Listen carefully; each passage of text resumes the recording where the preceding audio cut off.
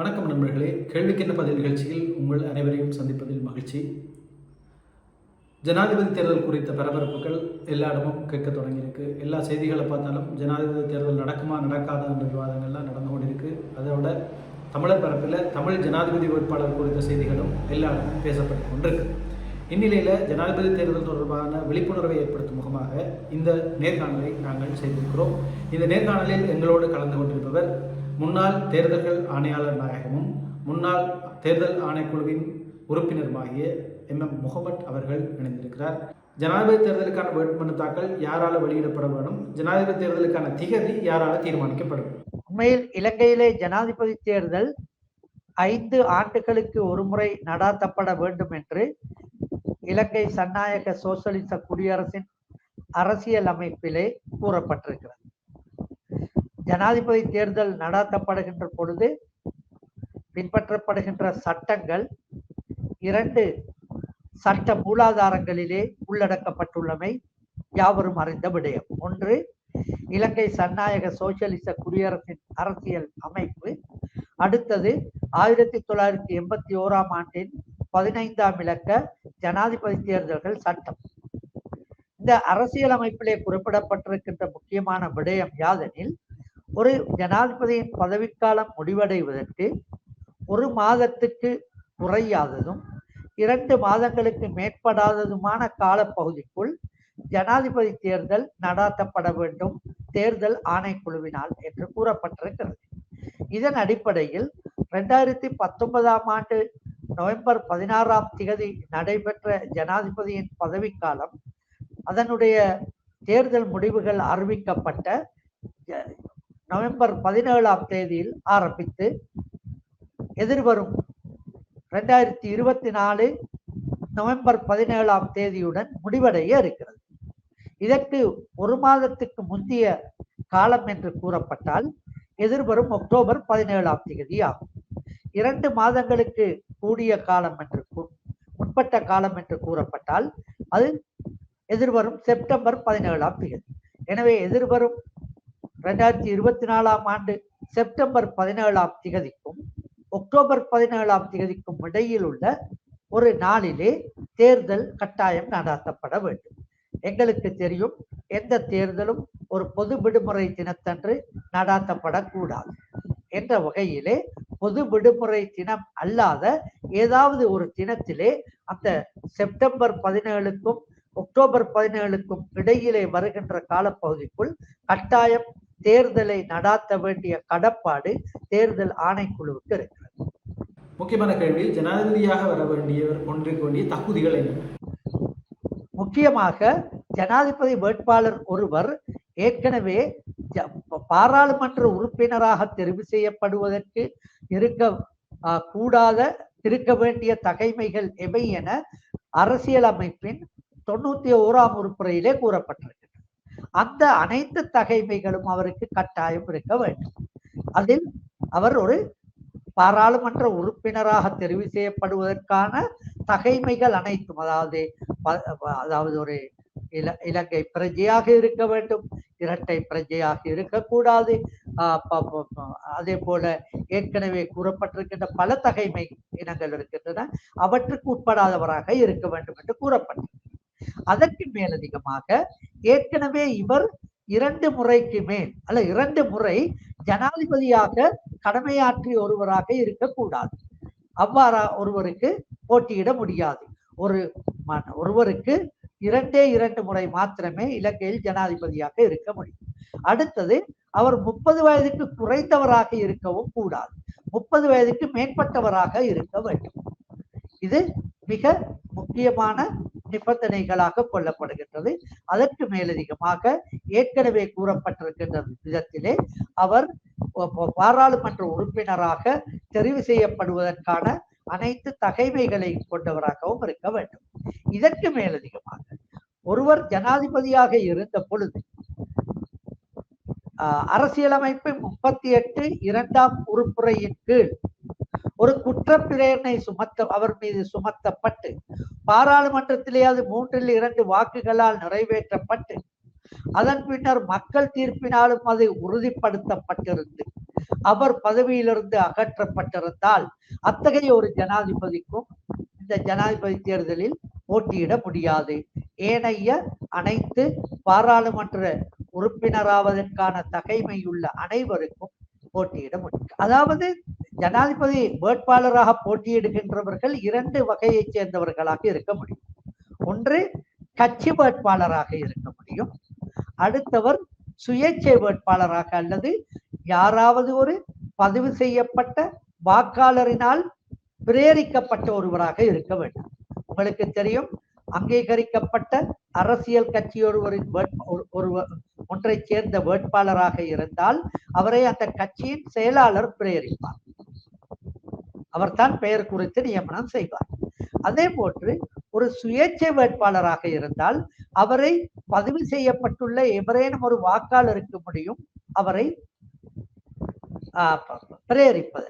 ஆனால் அத்தகைய சுயேட்சை வேட்பாளர் ஒருவராக போட்டியிடுகின்றவர் கட்டாயம் தனது கட்டுப்பணத்தை செலுத்துவதற்காக தேர்தல் ஆணைக்குழுவுக்கு வருகை தருகின்ற பொழுது பாராளுமன்ற செயலாளர் நாயகத்திடமிருந்து ஒரு கடிதத்தை எடுத்து வர வேண்டும். அந்த கடிதத்தில் கட்டாயம் குறிப்பிடப்பட்டிருத்தல் வேண்டும், இந்த வேட்பாளர் ஏற்கனவே பாராளுமன்றத்திலே ஓர் அங்கத்தவராக விளங்கி இருக்கிறார் அல்லது தற்பொழுது அங்கத்தவராக கடமையாற்றிக் கொண்டிருக்கின்றார் என்ற விடயம் அதில் உள்ளடக்கப்பட்டிருத்தல் வேண்டும். எனவே அங்கீகரிக்கப்பட்ட அரசியல் கட்சியோடு ஒன்று வேட்பாளர் ஆக இருந்தால் யாருக்கும் போட்டியிடலாம். ஆனால் சுயேட்சை வேட்பாளராக போட்டியிடுவதாக இருந்தால் கட்டாயம் அவர் ஏற்கனவே ஒரு பாராளுமன்ற அங்கத்தவராக கடமையாற்றியவராகவோ அல்லது தற்காலத்தில் அவர் நிகழ்காலத்தில் பாராளுமன்ற உறுப்பினராக கடமையாற்றிக் கொண்டிருப்பவராகவோ இருத்தல் வேண்டும் என்பது ஒரு முக்கியமான நிபந்தனை ஆகும். ஜனாதிபதி வேட்பாளர்களாக போட்டியிடுறவர்கள் கட்டுப்பணம் செலுத்த வேண்டுமா? அப்படி கட்டுப்பணம் செலுத்துறேன்னா எப்படி, எவ்வளவு கட்ட வேண்டும்? 1981 ஆண்டின் 15ஆம் இலக்க ஜனாதிபதி தேர்தல்கள் சட்டத்தின்படி அங்கீகரிக்கப்பட்ட அரசியல் கட்சியொன்றை பிரதிநிதித்துவப்படுத்துகின்ற வேட்பாளர் தலா 50,000 ரூபாவையும், சுயேட்சையாக போட்டியிடுகின்ற ஒரு வேட்பாளர் 75,000 ரூபாவையும், வேட்புமனு தாக்கல் செய்யும் தினத்துக்கு முந்தைய தினம் பகல் 12 மணிக்கு முன்னர் வேட்புமனு தாக்கல் செய்யும் அறிவித்தல் வெளியிடப்பட்ட திகதியிலிருந்து இந்த காலப்பகுதிக்குள் கட்டாயம் செலுத்துதல் வேண்டும். அதாவது வேட்புமனு தாக்கல் செய்யும் அறிவித்தல் வெளியான திகதியிலிருந்து வேட்புமனு தாக்கல் செய்யப்படுகின்ற தினத்திற்கு முந்தைய தினம் நண்பகல் 12 மணி வரை இந்த கட்டுப்பணத்தினை செலுத்தலாம். ஆனால் கடந்த ஏப்ரல் 8ஆம் திகதி இலங்கை ஜனநாயக சோசியலிச குடியரசின் அமைச்சரவை கூடிய பொழுது அமைச்சரவையிலே ஒரு தீர்மானம் எடுக்கப்பட்டிருக்கிறது. பாராளுமன்ற தேர்தல், ஜனாதிபதி தேர்தல் மற்றும் மாகாண சபை தேர்தல்களுக்கான கட்டுப்பணங்களை அதிகரிப்பு செய்வதற்கான சட்ட மசோதா ஒன்றை பாராளுமன்றத்தில் சமர்ப்பிப்பதற்கான தீர்மானம் ஒன்று எடுக்கப்பட்டிருக்கிறது. அந்த தீர்மானத்தின்படி ஏற்கனவே எல்லோருக்கும் தெரிந்த ஒரு விடயம், ஜனாதிபதி தேர்தலில் 2 வகையான வேட்பாளர்களும் கட்டுப்பணம் செலுத்தினாலும் பாராளுமன்ற தேர்தலிலும் மாகாண சபை தேர்தலிலும் அரசியல் கட்சிகளை சேர்ந்த வேட்பாளர்கள் கட்டுப்பணம் செலுத்துவதில்லை. மாறாக சுயேட்சை குழு வேட்பாளர்கள் ஒவ்வொருவரும் தலா 2,000 ரூபாய் வீதம் தற்பொழுதுள்ள சட்டத்தின்படி செலுத்தி கொண்டிருக்கிறார். இதில் ஒரு மாற்றம் கொண்டு வரப்பட வேண்டும் என்று கூறப்பட்டிருக்கிறது, முன்மொழியப்பட்டிருக்கிறது. அதாவது மாகாண சபை தேர்தலிலே அந்த 2,000 ரூபாய் என்பது அரசியல் கட்சி வேட்பாளர்களுக்கு 6,000 ரூபாயும், சுயேட்சை குழு வேட்பாளர்களுக்கு 11,000 ரூபாயும் என திருத்தம் செய்யப்பட்டும், பாராளுமன்றத்துக்கான தேர்தலில் அரசியல் கட்சிகளின் வேட்பாளர்களுக்கு 11,000 ரூபாவும், சுயேட்சை குழுக்களின் வேட்பாளர்களுக்கு 16,000 ரூபாவென்றும் திருத்தப்பட வேண்டும் என்றும், அதே போல் ஜனாதிபதி தேர்தலிலே ஒரு அரசியல் கட்சியின் வேட்பாளராக இருந்தால் 2.6 மில்லியன், அதாவது 26 லட்சம் ரூபாவும், சுயேட்சை வேட்பாளராக இருந்தால் 3.1 மில்லியன், அதாவது 31 லட்சம் ரூபாவும் கட்டுப்பணமாக செலுத்தப்பட வேண்டும் என்ற சட்டம் கொண்டு வரப்படுவதற்காக அந்த சட்ட வரைபாளர்களிடம் அது கையளிக்கப்படும் என்று அந்த தீர்மானம் எடுக்கப்பட்டிருக்கின்றது. இந்த தீர்மானத்தின்படி ஜனாதிபதி தேர்தலுக்கான வேட்புமனு தாக்கல் செய்யும் அறிவித்தலை தேர்தல் ஆணைக்குழு வெளியிடுவதற்கு முன்பு இது பாராளுமன்றத்திலே சட்டமாக்கப்பட்டு அந்த சட்டத்திலே அது அமல் செய்யப்படும் திகதி பற்றி குறிப்பிட்டு சபாநாயகர் கையொப்பமிட்டால் கட்டாயம் எதிர்வரும் தேர்தலிலும் அந்த 26 லட்சம் ரூபாய் கட்டுப்பணம் கட்சி வேட்பாளர்களுக்கும் 31 லட்சம் ரூபாய் கட்டுப்பணம் சுயேட்சை வேட்பாளர்களுக்கும் என்ற விடயம் அமலுக்கு வரும். ஆனால் சட்டம் பாராளுமன்றத்தில் நிறைவேற்றப்படாமல் இருந்தால், அல்லது சமர்ப்பிக்கப்படாமல் இருந்தால், அல்லது சமர்ப்பிக்கப்பட்டும் அது நிறைவேற்றப்படாமல் இருந்தால், அல்லது நிறைவேற்றப்பட்டும் அதனை கையொப்பமிட அத்தாட்சிப்படுத்துவதற்கு சபாநாயகர் நடவடிக்கை எடுக்காதிருந்தால், அதற்கிடையிலே ஜனாதிபதி தேர்தலுக்கான அறிவித்தலும் வெளியிடப்பட்டால் ஏற்கனவே கூறப்பட்டது போல தலா 50,000 ரூபாய் 75,000 ரூபாயுமே கட்டுப்பணம் என்ற நிலையில் இருக்கும். குறிப்பாக மக்களுக்கு தேவையான ஒரு கேள்வி இது. ஜனாதிபதி தேர்தலின் போது வாக்களிக்கிற வாக்காளர்கள் எந்த முறைமையின் அடிப்படையில் வாக்களிக்க வேண்டும்? ஜனாதிபதி தேர்தல்கள் சட்டத்தில் நான் ஏற்கனவே சொன்ன 1981ஆம் ஆண்டின் 15ஆம் இலக்க ஜனாதிபதி தேர்தல் சட்டத்திலே இது பற்றி விளக்கமாக ஒரு அட்டவணை மூலம் குறிப்பிடப்பட்டிருக்கிறது.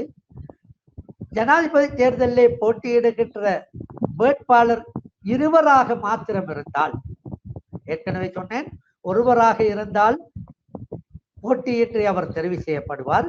2 பேராக மாத்திரம் இருந்தால் ஒவ்வொரு வேட்பாளரும் தமக்கு தாம் விரும்பிய வேட்பாளருக்கான வாக்கினை இலக்கம் 1 இந்து அராபிய இலக்கத்தில் இலக்கம் 1 என்ற இலக்கத்தை அடையாளமிட்டு தன்னுடைய வாக்கினை தெரிவிக்க வேண்டும்.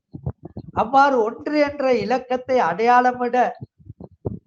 அடையாளமிடாதவர்கள் அவர்கள் விரும்பினால் உள்ளடியின் மூலம் அந்த வாக்கினை அளிக்கலாம்.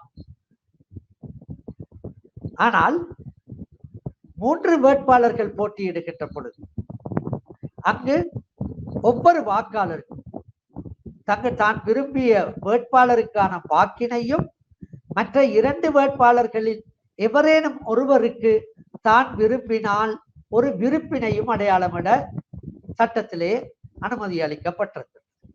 அதன் அடிப்படையில் முதலாவதாக இலக்கம் 1 என்பதை அடையாளமிட்டு தன்னுடைய வாக்கினை 3 வேட்பாளர்களில் ஒருவருக்கு வழங்கிவிட்டு எஞ்சியுள்ள 2 வேட்பாளர்களில் ஒருவருக்கு தான் விரும்பினார். விருப்பு வாக்கு என்பது விருப்பத்துக்கு உரிய ஒன்று, அது கட்டாயம் அல்ல. விரும்பினால் 2 என்ற இலக்கத்தை அடையாளமிட்டு அவருக்கு தன்னுடைய விருப்பினை அடையாளமிட முடியும்.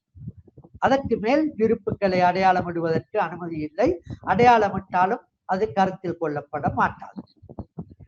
அதே போல 2க்கு மேற்பட்ட வேட்பாளர்கள் 3, 4, 5 அதற்கு மேற்பட்ட கடைசியாக போட்டியிட்ட தேர்தல் நான் நினைக்கின்ற 20 அல்லது 19 பேர் போட்டியிட்டார்கள். அவ்வாறு போட்டியிட்டால் அங்கு அடையாளமிடப்பட வேண்டிய முறை, முதலாவது வாக்களிப்பதற்காக 1 என்ற இலக்கமும் இன்னும் 2 வேட்பாளர்களுக்கு விருப்புகளினை வழங்க முடியும். அந்த விருப்புகளை இலக்கம் 2, இலக்கம் 3 என்பவற்றின் ஊடாக தான் விரும்பினால் அடையாளமிட்டு காட்ட முடியும். இதுதான் ஜனாதிபதி தேர்தலிலே வாக்களிக்கும் முறை. ஆனால் எவராவது ஒரு வாக்காளர் 1 என்ற இலக்கத்துக்கு பதிலாக புல்லடியை இட்டிருந்தால் அது ஏற்றுக்கொள்ளப்படும். ஆனால் 1 என்ற இலக்கத்தையும் புல்லடியையும் இட்டிருந்தால் சில வேளை அந்த வாக்கு நிராகரிக்கப்படவும் கூடும். இல்லாவிட்டால் அவர் அடையாளமிட்டிருக்கின்ற 1 என்ற இலக்கம் வாக்காக அங்கீகரிக்கப்படவும் கூடும்.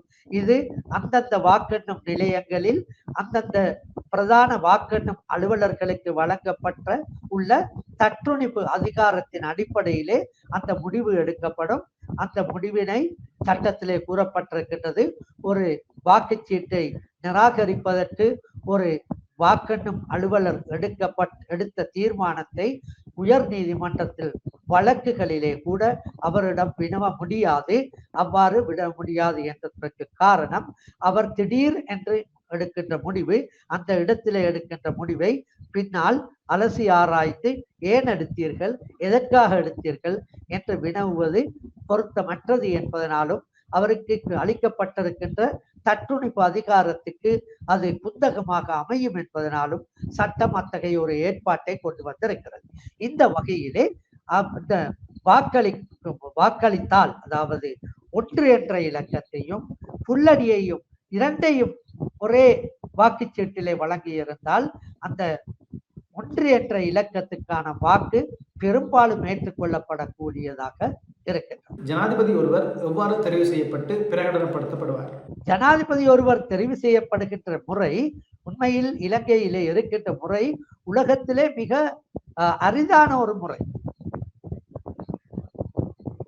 முதலாவது கட்ட வாக்கெண்ணலிலே, அதாவது ஒவ்வொரு வேட்பாளருக்கும் அளிக்கப்பட்டு இருக்கின்ற வாக்குகள் எண்ணப்பட்டு, அந்த உதாரணமாக இலங்கையிலே ஏறத்தாழ 1,65,00,000 வாக்காளர்கள் இருந்தால் பெரும்பாலும் 10 லட்சம் வாக்காளர்களுக்கு ஒரு 10,000 வாக்காளர்களுக்கு ஒரு வாக்கெண்ணும் நிலையம் என்ற விதத்தில் தேர்தல் ஆணைக்குழு வாக்கெண்ணும் நிலையங்களை குறித்தொதுக்குவதுண்டு.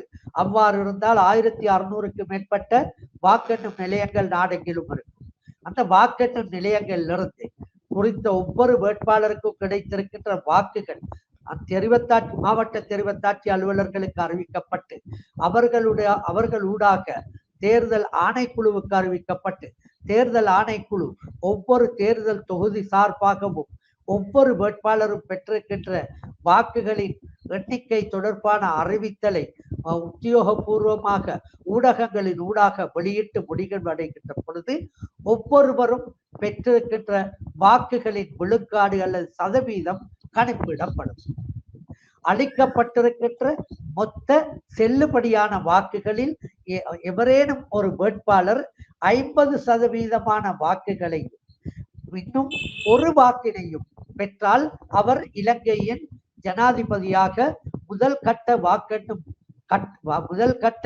வாக்கெண்ணல் முடிவிலேயே அவர் ஜனாதிபதியாக பிரகடனப்படுத்தப்படுவார். இலங்கையில் இதுவரை நடைபெற்ற 8 ஜனாதிபதி தேர்தல்களிலும் ஜனாதிபதியாக தெரிவு செய்யப்பட்ட வேட்பாளர்கள் அனைவரும் போல் 50% மேற்பட்ட வாக்குகளை பெற்றதனால் முதல் கட்ட வாக்கெண்ணலின் முடிவிலேயே ஜனாதிபதியை பிரகடனப்படுத்த முடியுமாயிற்று.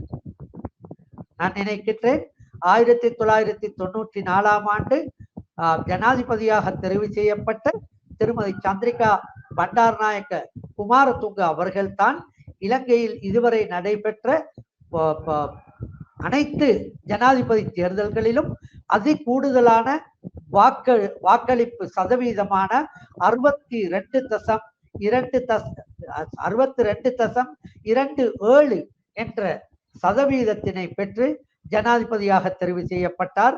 அதற்கு அடுத்த 7 பேரும் அதற்கு குறைவான ஆனால் 50% மேற்பட்ட வாக்குகளை பெற்று தெரிவு செய்யப்பட்டமை இங்கு குறிப்பிடத்தக்கது. ஆனால் ஏதாவது ஒரு கட்டத்திலே எந்த ஒரு வேட்பாளரும் 50% மேற்பட்ட வாக்குகளை பெற்றுக்கொள்ளாத ஒரு சந்தர்ப்பம் வருமாயின் அதற்காக வாக்கெண்ணலின் 2வது கட்டம் அமுல்படுத்தப்படும். 3 பிரதான வேட்பாளர்கள் அல்லது 3க்கு மேற்பட்ட பிரதான வேட்பாளர்கள் இருந்து அந்த வேட்பாளர்களுக்கு வாக்களிப்பதிலே வாக்காளர்களிடையே போட்டி ஏற்பட்டு அனைத்து வாக்காளர்களும் அனைத்து இந்த முன்னணி வேட்பாளர்களுக்கு இடையே தங்களது வாக்குகளை பகிர்ந்தளித்திருந்தால் எவருக்குமே 50% வாக்குகளை பெற்றுக்கொள்ள முடியாத ஒரு இக்கட்டான நிர்பந்த சூழ்நிலை ஏற்பட்டால் இந்த 2ஆம் கட்ட வாக்கெண்ணும் முறை அமலுக்கு கொண்டு வரப்படல் வேண்டும். எந்த ஒரு வேட்பாளரும் 50%க்கு மேற்பட்ட வாக்குகளை பெறாத சந்தர்ப்பத்திலே தேர்தல் ஆணைக்குழு முக்கியமான ஒரு அறிவிப்பை வெளியிடும். ஏற்கனவே அவர்கள் ஒவ்வொரு வாக்கெண்ணும் நிலையத்துக்கும் பொறுப்பான உதவி தெரிவத்தாட்சி அலுவலருக்கும் அவருக்கு உதவிக்காக நியமிக்கப்பட்டுள்ள அலுவலர்களுக்கும் கூறியிருக்கும். ஒவ்வொரு வாக்கெண்ணும் நிலையத்திலும் ஒவ்வொரு வேட்பாளரும் பெற்றுக்கொண்ட வாக்குகள் எண்ணப்பட்ட வாக்குகள் வெவ்வேறு பொதிகளாக பொதி செய்யப்பட்டு அவை இலச்சினையிடப்பட்டு தம்பசம் வைத்துக் கொள்ள வேண்டும். தேர்தல் முடிவுகளின் இறுதியிலே 2ஆம் கட்ட வாக்கெண்ணல் தேவைப்படுமாயின் மீண்டும் அறிவிப்போம், அதுவரை காத்திருக்க வேண்டும் என்று கூறப்பட்டிருக்கும். அதன் அடிப்படையிலே இப்பொழுது அவர்கள் என்ன செய்வார்கள் என்றால், ஒவ்வொரு வேட்பாளரும் எடுத்திருக்கின்ற வாக்குகளின் எண்ணிக்கையில் அடிப்படையிலே அவர்களின் பெயர்களை இறங்கு வரிசைப்படுத்துவார்கள். அதாவது அதி கூடுதலான வாக்குகளை பெற்ற வாக்காளரை முதலாவது இடத்திலும் அதி குறைந்த வாக்குகளை பெற்றவரை இறுதி இடத்திலும் வரத்தக்க விதத்திலே இறங்கு வரிசைப்படுத்திய ஒரு பட்டியலை தயாரிப்பார்.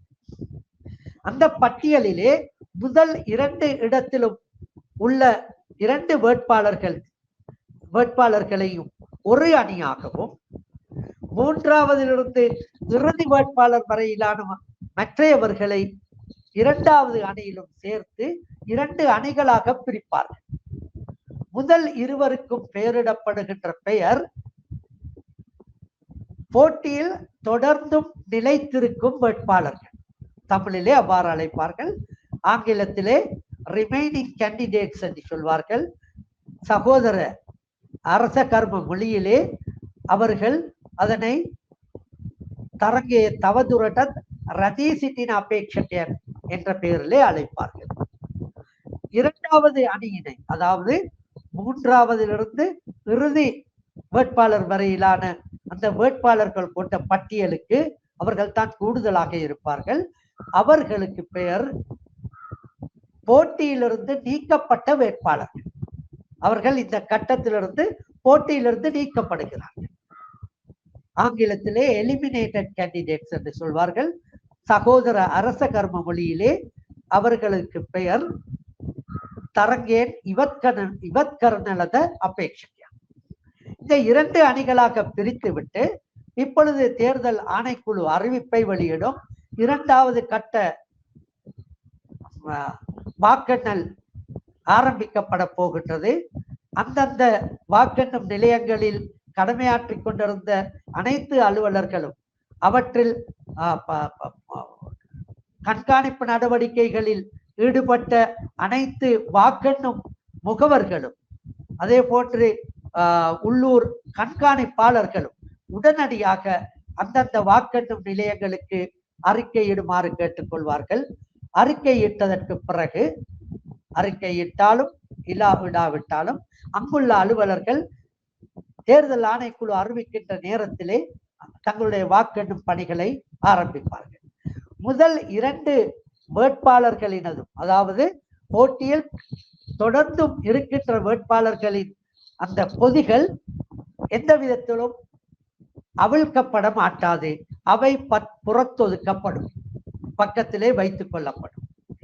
ஏனைய வேட்பாளர்களின் பொதிகள் மாத்திரம் ஒன்றன் பின் ஒன்றாக அந்த இறங்கு வரிசைப்படுத்தப்பட்டுள்ள 3வது இடத்தில் வந்திருக்கின்றவரின் பொதி முதலாவது அவிழ்க்கப்படும்.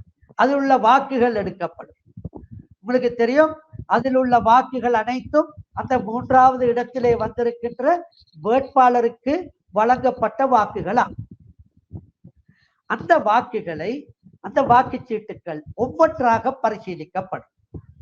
அதற்காக 6 கொள்கலன்கள் அல்லது சிறிய பெட்டிகள் மேசையின் மீது வைக்கப்படும். முதலாவது பெட்டியில் நாங்கள் வைத்துக் கொள்வோம். அந்த போட்டியிலே தொடர்ந்து இருக்கின்ற வேட்பாளர்கள் இருவருக்கும் ஒரு பெயரினை உதாரணமாக வைத்துக் கொள்வோம்.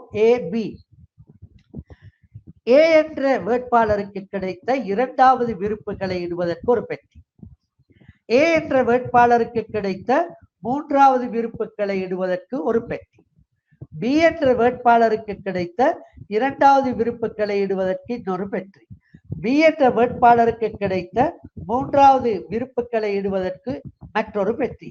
எந்தவித விருப்புகளும் அடையாளமிடப்படாத வாக்குச்சீட்டுகளை இடுவதற்கான இன்னொரு பெட்டி. இதுதான் கூடுதலாக இருக்கும் என்று பார்க்க முடியும்.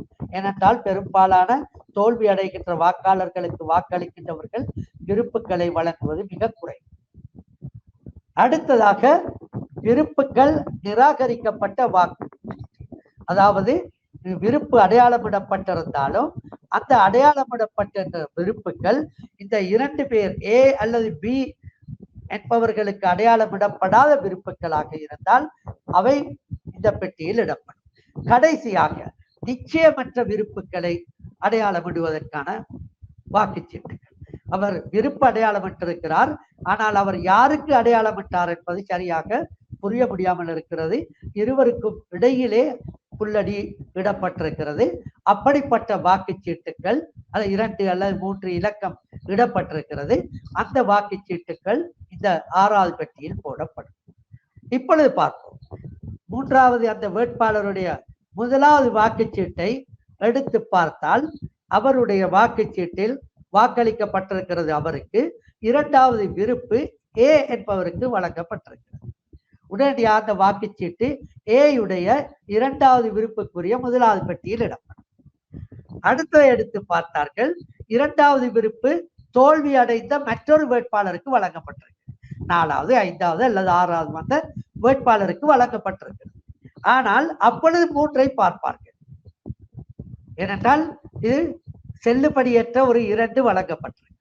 3 ஏக்கு வழங்கப்பட்டிருக்கு. ஏக்கு கிடைத்த மூன்றாவது விருப்பத்துக்குரிய பெட்டி இரண்டாவது பெட்டியில அந்த வாக்குச்சீட்டு இடப்படும். இன்னொரு வாக்குச்சீட்டை எடுத்து பார்த்தார்கள்.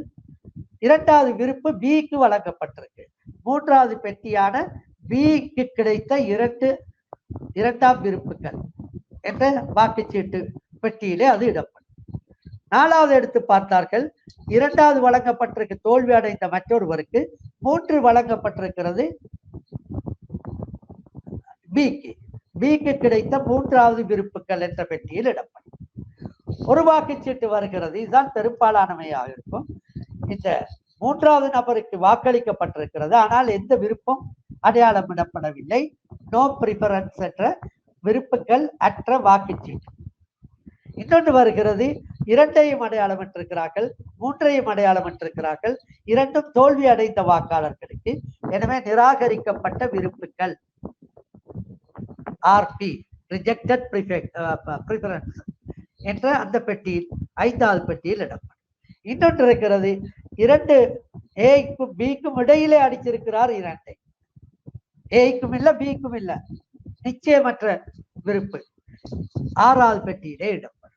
இவ்வாறு எல்லா வாக்குச்சீட்டுகளும் இந்த 6 பெட்டிகள்ல ஏதாவது ஒரு பெட்டிக்குள் வரும். 6 பெட்டி 6 எல்லா வாக்குச்சீட்டுகளும் இந்த 6 பெட்டிகளில் ஏதாவது ஒன்றுக்குள் வரும்.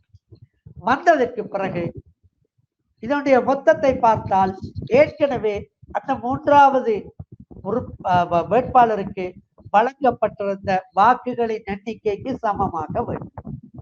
அதற்கு பிறகு வாக்கெண்ணும் அலுவலர் ஏக்கு கிடைத்த 2, ஏக்கு கிடைத்த 3, பிக்கு கிடைத்த 2, பிக்கு கிடைத்த 3, நிராகரிக்கப்பட்ட வாக்குச்சீட்டு, அதாவது விருப்புகள் அற்ற வாக்குச்சீட்டுகள், நிராகரிக்கப்பட்ட வாக்குச்சீட்டுகள், நிச்சயமற்ற வாக்குச்சீட்டுகள் என்று 6ஆக பிரித்து அவர் குறிப்பிடுவார். அதற்கு பிறகு அடுத்தவர் 4வது 5வது 6வது என்று அனைத்தையும் முடித்ததற்கு பிறகு இதனுடைய மொத்தங்களோடு அவர் அதனை தெரிவத்தாட்சி அலுவலருக்கு அனுப்ப, தெரிவத்தாட்சி அலுவலர் அவற்றை மீண்டும் சரிபார்த்து விட்டு தேர்தல் ஆணைக்குழுவுக்கு அறிக்க, தேர்தல் ஆணைக்குழுவுக்கு 22 தேர்தல் மாவட்டங்களிலிருந்து அனைத்து வாக்கெண்ணும் நிலையங்களினதும் முடிவுகள் கிடைக்கப்பட்டதற்கு பிறகு ஏற்கனவே ஏ என்ற வாக்காளரும் பி என்ற வாக்காளரும் பெற்றிருக்கின்ற வாக்குகளோடு அவர்களுக்கு கிடைத்த 2ஆம் விருப்புகளும் 3ஆம் விருப்புகளும் கூட்டப்படும். அகில இலங்கை ரீதியில் கூட்டப்படுகின்ற பொழுது எவர் ஒரு வாக்கினையாவது கூடுதலாக பெற்றிருக்கிறாரோ அவர் ஜனாதிபதியாக தெரிவு செய்யப்படுவார். இந்த இடத்துல யாராவது கேட்கலாம், இங்கு 50% பார்ப்பது இல்லையா? பார்க்க தேவையில்லை. போட்டி என்று போட்டி இருப்பது இருவருக்கு, மற்றவர்கள் போட்டியிலிருந்து நீக்கப்பட்டு விட்டார். எனவே அந்த இருவருக்கும் அளிக்கப்பட்ட வாக்குகளில் யாராவது ஒருவர் ஒரு வாக்கினை கூடுதலாக பெற்றாலும் அவர் 50% வாக்குகளுக்கு மேற்பட்ட வாக்குகளை பெறுகின்றார். எனவே அந்த வகையிலே அவர் கட்டாயம் ஜனாதிபதியாக தெரிவு செய்யப்பட்டதாக பிரகடனப்படுத்தப்படுவார். இந்த தேர்தல் முறை உங்களுக்கு தெரியும், உலகத்திலே தேர்தல் முறைகள் பல இருக்கின்றன. கலப்பு தேர்தல் முறை, விகிதாசார தேர்தல் முறை, அதே போன்று தொகுதிவாரி பிரதிநிதித்துவ முறை என்று பல்வேறு முறைகள். ஆனால் அவற்றை எல்லாவற்றையும் விட வித்தியாசமான ஒன்று, இதற்கு ஆங்கிலத்திலே ஒரு சொல் இருக்கிறது. ஆனால் அந்த சொல்லுக்கான எமது அரச கர்ம மொழியிலே அதற்கான ஒரு சொல் இதுவரை சரியாக கண்டுபிடிக்கப்படவில்லை. உண்மையிலே சொல்ல போனால், அதாவது 50% வாக்குகளை பெறாத விடத்தில் அந்த வேட்பாளர்கள் 2 பிரிவுகளாக பிரிக்கப்பட்டு அவர்களுக்கு அடுத்த தோல்வி அடைந்த வேட்பாளர்களுக்கு கிடைக்கப்பட்டிருக்கின்ற வாக்குகளில் கிடைக்கப்பட்ட விருப்புகள் எண்ணப்பட்டு அவை கூட்டப்பட்டு பிரகடனப்படுத்தப்படுகின்ற தேர்தல் முறை தமிழிலோ அல்லது சகோதர சிங்கள மொழியிலோ இன்னும் சரியான ஒரு சொல் கண்டுபிடிக்கப்படவில்லை. ஆனால் ஆங்கில மொழியிலே அதற்கு இருக்கிறது. அதற்கு ஆன அந்த சொல்லினை வைத்து அதனுடைய மொழிபெயர்ப்பு கூகுளிலே கூட சரியான முறையிலே இன்னும் வழங்கப்படவில்லை. அதனால் எமது மொழியிலே கூற முடியாது இருக்கிறது இந்த தேர்தல் முறை என்ன என்று. ஆயினும் கூட 8 தேர்தல்கள் இதுவரை இதே தேர்தல் முறையில் நடாத்தப்பட்டன. ஆனால் முதல் கட்ட வாக்களிப்பிலே வாக்கெண்ணலிலேயே ஜனாதிபதி தெரிவு செய்யப்பட்டதனால் 2ஆம் கட்டத்துக்கு செல்ல வேண்டிய நிலை ஏற்படவில்லை. ஆனால் தற்பொழுது நாட்டிலே அந்த அறகல என்ற போராட்டத்தோடு உருவான பின்னணியை எடுத்து பார்க்கின்ற பொழுது இம்முறை பல வேட்பாளர்கள் முன்னணி வேட்பாளர்களாக விளங்குவார்களோ என்ற ஒரு ஐயம் நிலவுவதால் பெரும்பாலும் இம்முறை 2வது வாக்கெண்ணல் கட்டத்திற்கு செல்ல வேண்டிய நிர்பந்த சூழ்நிலைக்கு தேர்தல் ஆணைக்குழு உள்ளாக்கப்படக்கூடும் என்ற ஊகம் பல்வேறு அரசியல் விமர்சகர்களால் முன்வைக்கப்பட்டிருக்கின்றமை குறிப்பிடத்தக்கது. இவ்வளவு நேரம் பொறுமையாகவும் விளக்கமாகவும் எங்கள் எல்லா கேள்விகளுக்கும் சந்தேகங்களுக்கும் பதிலளித்த முன்னாள் தேர்தல்கள் ஆணையாளர் நாயகம் எம்.எம். முகமட் அவர்களுக்கு மனமார்ந்த நன்றிகளை தெரிவித்துக் கொள்கிறோம். நன்றி.